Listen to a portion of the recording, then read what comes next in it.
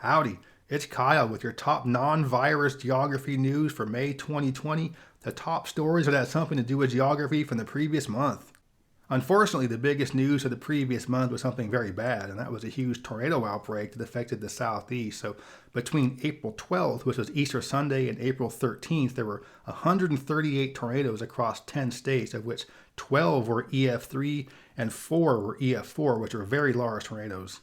Mississippi, Georgia, Tennessee, and South Carolina got the worst of it, with Mississippi seeing the most damage and the strongest storms. 3 of the 4 EF4 tornadoes hit in Mississippi. An EF4 tornado was different than a Category 4 hurricane. A Category 4 hurricane has wind speeds up to 156 miles an hour. However, an EF4 tornado has wind speeds of at least 166 miles an hour. The strongest tornado in the outbreak was an EF4 that hit Walthall County in Mississippi with wind speeds up to 190 miles an hour. There was also an EF4 tornado that hit outside of Brassfield and Cantwell, Mississippi, and all of the storms in Mississippi hit pretty small towns and rural areas. The same storm system moved east across the south and hit pretty strongly along the Tennessee-Georgia border, including Chattanooga, where I live. An EF3 tornado with wind speeds of about 145 miles an hour hit the eastern part of Chattanooga. There were 3,000 homes that were damaged, including 300 that suffered major damage and 250 that were completely destroyed. Overall damage was $225 million just in the Chattanooga storm alone. For us personally, other than losing power for a couple of days, we weren't really affected. The same storm moved southeast and affected an area near the town of Chatsworth, Georgia, about 45 minutes southeast of Chattanooga. This is a much more rural area in some of the Appalachian foothills in the northern part of Georgia. This was an EF2 storm, and thankfully, because it wasn't a major population center, there wasn't anywhere near as much damage as the one in Chattanooga. The system then moved east, and an EF3 tornado hit the upstate portion of South Carolina in the foothills of the Appalachians. The worst of it occurred near the town of Seneca in Oconee County, which is the northwesternmost county of the state. This was an EF3 storm, but thankfully this was another one that hit in a rural area, so there wasn't anywhere near as much damage in Seneca or Westminster. However, the storm continued to move southeast through South Carolina, and another EF4 storm hit Hampton County in the southern part of the state. With 5 fatalities, this was the worst tornado in South Carolina since 1984. Tornado activity has picked up a lot in the southeast this century, with Mississippi and Alabama being almost as bad as portions of the Midwest. And often the storms in the southeast tend to have more damage and more fatalities because many more folks in the southeast live in mobile homes, which are more susceptible to damage. Okay, so now I want to move on to news that's less depressing because right now there's enough negative news out there. The next bit of news could have been bad, but fortunately it was not, and that's a 6.5 earthquake that struck central Idaho about 72 miles northeast of Boise. This hit a very lightly populated area, and there is very little damage done, but that is a pretty significant earthquake. So a 6.5, if it occurred in a big city, would do a tremendous amount of damage. You think about the 1994 earthquake was the last devastating earthquake in the U.S. It hit Los Angeles. Well, that was a 6.8. So if this 6.5 would have hit right in Boise, there would have been tremendous damage. But again, thankfully, it was the middle of nowhere in Idaho, so very little damage, but a huge earthquake.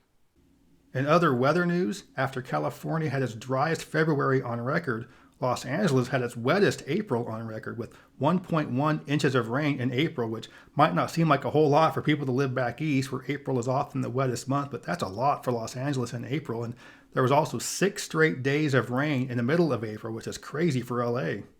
So right when the state was looking like it's headed towards another drought, there was record rainfall and snowfall in the mountains just north of Los Angeles, so it looks like it avoided a drought for another year. In other record-breaking weather news, it's been the hottest winter on record for Florida and the rest of the Gulf Coast. Florida and the Gulf Coast aren't exactly known for having chilly winters, but the weather has been absurdly warm even on their standards. Here are some numbers that show that. The lowest temperature of the entire month for Miami was 78 degrees. That's the lowest low of the entire month of April. And to put that in perspective, the July average low is 78 degrees, so April was just as warm as July. In Miami, the average high for April is 83 degrees. Every single day this April was above that temperature. This includes multiple days with highs in the mid to upper 90s. In the middle of April, Miami hit a high of 97 degrees, which is an all-time April high. It's also the 4th hottest day on record ever for Miami. But it isn't just Miami. Almost all of Florida has had the hottest or second hottest winter on record.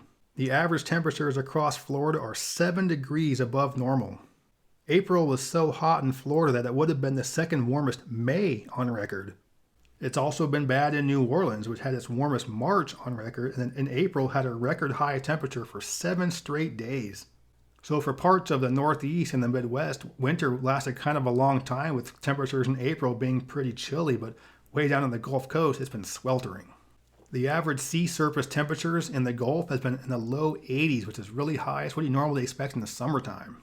And in the Florida Keys, the sea surface temperatures have been in the mid 80s, reaching a peak of 87 degrees. And those are really high temperatures for the ocean. A hot tub might be 95 to 100 degrees or so, but in the Keys, the ocean temperature was up to 87. And unfortunately, this could be a bad sign for hurricane season this year, with temperatures in the ocean already this warm, and that's what feeds hurricanes is warm temperatures. So hopefully it won't be a bad year for hurricanes. That's the last thing we need right now, but it could be a worse year than normal. And now in some international conservation news, there's a new national park. It's Giant Panda National Park in central China. It's 3 times the size of Yellowstone National Park, which is huge. It's larger than the state of Vermont and about half the size of West Virginia.